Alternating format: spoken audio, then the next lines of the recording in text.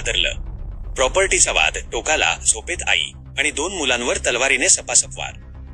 सोलापूरमध्ये काळजाचा थरकाप उडवणारी घटना सोलापूरच्या दक्षिण सोलापूर तालुक्यातील बोरामणी गावात घडली आहे. मालमत्तेच्या वादातून एकाच कुटुंबातील आई आणि तिच्या 2 तरुण मुलांची तलवारीने सपासप वार करून निर्घृण हत्या करण्यात आली.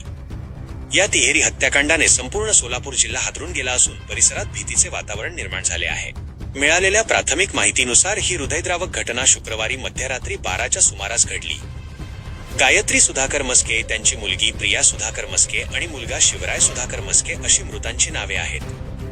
जेव्हा संपूर्ण गाव साखर झोपेत होते त्यावेळी अज्ञात हल्लेखोरांनी मस्के यांच्या घरावर हल्ला चढवला. धारदार तलवारीने केलेल्या या हल्ल्यात तिघांचाही जागीच मृत्यू झाला. शनिवारी सकाळी ही घटना उघडकीस आल्यानंतर परिसरात एकच खळबळ उडाली. घटनेचे स्वरूप इतके भीषण होते की प्रत्यक्षदर्शींच्याही अंगावर शहारे आले. गायत्री मस्के आणि त्यांची मुलगी प्रिया या दोघींचे मृतदेह घराच्या गच्चीवर रक्ताच्या थारोळ्यात पडलेले होते, तर मुलगा शिवराय याचा मृतदेह बैठकीच्या खोलीत आढळून आला. हल्लेखोरांनी वार केल्याचे मृतदेहांच्या स्थितीवरून दिसून येत होते. या घटनेत जीव गमावलेली प्रिया ही 12वीत शिक्षण घेत होती, तर शिवराय हा 10वीचा विद्यार्थी होता. दोघांच्याही बोर्डाच्या परीक्षा दिल्या होत्या.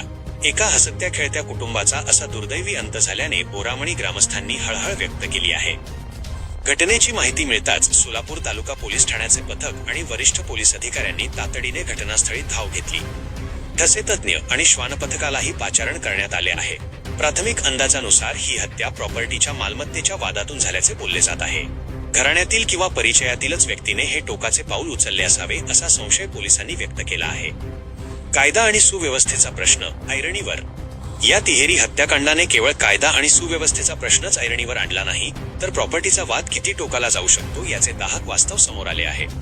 सध्या गावात तणावपूर्ण शांतता असून मालमत्तेचा वाद हे मुख्य कारण असावे असा प्राथमिक संशय आहे. आरोपींच्या शोधासाठी पथके रवाना करण्यात आली आहेत.